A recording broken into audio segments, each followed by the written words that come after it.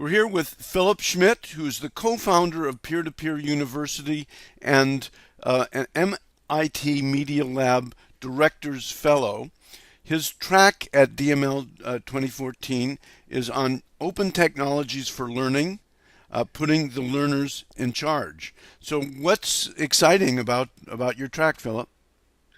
Well, I think what's exciting about the track is what drew me into this working in this space, and that is we have this new technology, the internet, that's not even a generation old, and it potentially connects us to millions of other people we could talk to or collaborate with, and an almost unlimited amount of information and resources.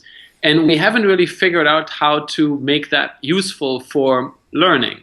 Right? So the models for learning that we see online are kind of, you take the old classroom and you videotape it and you put it online. It's almost like when the cinema started, right? They put a camera into the theater and they just filmed what was happening on the stage. And that's kind of almost the level of innovation that we're at with respect to online learning.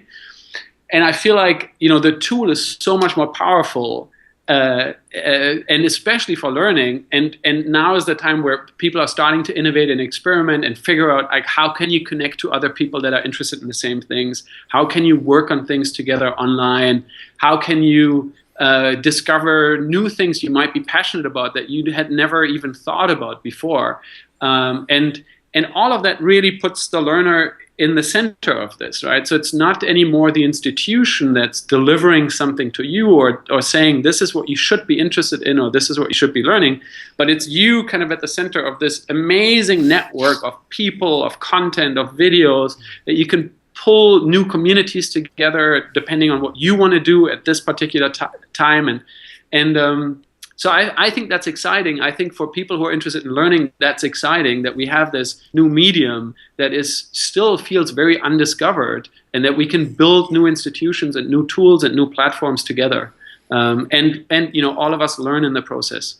What do you have to share about what you've learned from P2PU in that regard? Well, I mean, probably a long list of things, but one thing that really resonates with me is just the feeling of generosity that you find on the web. And you find there are so many people out there who have interesting things to share, who are willing to help you, who are willing to collaborate with you, and connecting with them and building communities around shared interests is an incredibly rewarding experience. And maybe like the micro level of that many of us have experienced is you write a blog post and you kind of put it out there, and then the moment there's that first comment on it, it's amazing, right? It's like the web there's someone out there who cares and who responds to me, and all of a sudden I have a conversation. And that's such a powerful experience, but now that's such a small step. And you could imagine that blown up to much more engaging collaborations. But I think that spirit of generosity that people have on the web, that they've always had on the web from the beginning. The other thing that I love is when we started Peer-to-Peer University, the first 7 courses were things like cyberpunk fiction, strategic thinking and poker. There was a cooking course that had like micro, I don't even know what it's called. Molecular gastronomy. Molecular gastronomy.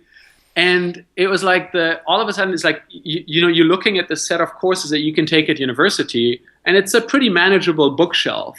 And then all of a sudden someone like opens the curtains, and it turns out that slice of the library is tiny, and there are all these millions of other books, much more interesting topics, and then there are lots of people who are interested in them. So just the broadening of what you could be learning and what you could be interested in, I think, is amazing. Well, what kind of things are you cooking up at the Media Lab? A bunch of things. So we are actually starting a course next Wednesday, which is a little crazy, called Media Lab X, and we're getting Media Lab students to build new tools and platforms for online learning. And that kind of the tongue-in-cheek tagline is a little bit, what would online learning look like if it was built at the Media Lab? And what we're trying to do is take a culture here at the Media Lab, which is very much rooted in face-to-face physical learning and education, like the studio model, and then move those principles online rather than take the lecture model, the theater model, and move that online. And like, where do you end up with if your starting point is the media lab? So that's one thing. And then the other thing is, maybe might be a little tangential to DML 2014, but something that I care about a lot is a lot of the innovation that people like you and I have been working on, and many others, makes a lot of sense for people who already know how to learn, right? So if I already have a relatively high level of education, I can benefit from all these new tools and opportunities. I know how to navigate that world, the web, and be an active learner.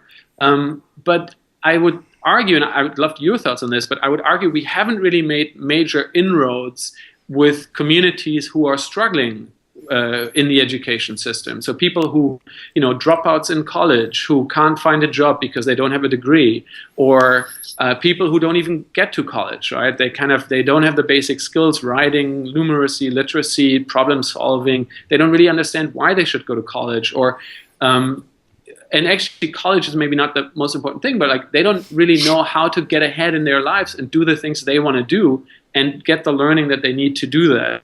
And so one of the areas that I'm looking at here at the Media Lab is how do you make this, bring this high, far end of innovation, really crazy new ideas, bring it back to kind of the other end of the spectrum where people are generally regarded as problem learners and falling out of the systems. And I think I think we need to look more seriously at that, at kind of an equitable community of learners rather than. I've been focusing very much on people who are, very successful learners, and that's fun and that's easy, and so that's a bit of a shift for me. I'm interested in kind of the people who aren't already participating. Wonderful. Sounds like it's going to be a great session.